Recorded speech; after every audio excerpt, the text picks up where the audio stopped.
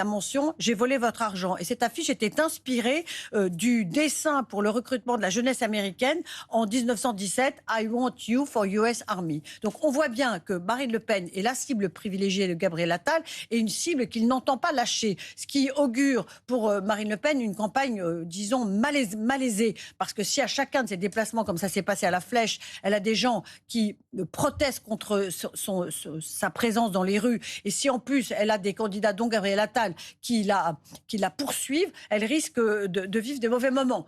Un dernier mot. L'autre candidat du bloc central, Édouard Philippe, a choisi une stratégie totalement différente. Il a dit « Je préfère l'affronter en campagne plutôt que de ne pas la voir face à moi et qu'elle ait été éliminée par la justice. » Mais Édouard Philippe a une autre stratégie tout à fait différente. Il entend dérouler son programme, dire ce qu'il a à dire et ne surtout pas faire tourner sa campagne autour de Marine Le Pen. Donc les deux hommes qui pour l'instant ont des stratégies très différentes vont devoir un jour se mettre d'accord si l'un vient soutenir l'autre comme cela est possible. Merci Virginie Leguet pour cette analyse politique. Ainsi va l'actualité en ce samedi soir. Tout de suite, votre météo, la chaleur toujours intense au programme de votre week-end. Belle fin de soirée à tous sur France Info. Une compétition portée par l'Arabie Saoudite et dont les gains, vous le verrez, sont énormes.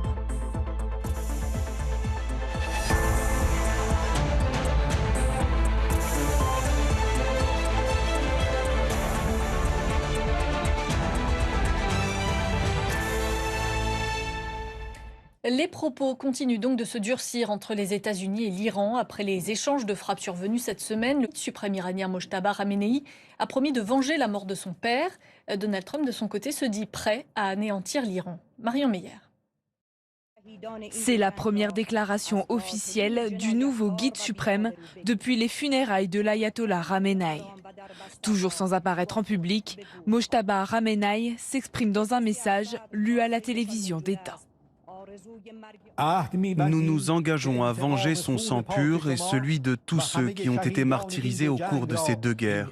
Cette vengeance est une exigence de notre nation et elle doit s'accomplir inévitablement. Mojtaba Khamenei promet de venger son père et menace plusieurs personnes qu'il juge responsables de sa mort. Selon les informations du Wall Street Journal et de CNN révélées jeudi, Israël aurait indiqué à Washington que Donald Trump lui-même serait visé. 1000 missiles sont prêts à être tirés et braqués sur la République islamique d'Iran si le gouvernement iranien met à exécution sa menace. Les ordres ont déjà été donnés et l'armée américaine est prête et déterminée à anéantir et détruire totalement toutes les zones de l'Iran. Une nouvelle escalade après une semaine de vives tensions entre Téhéran et Washington.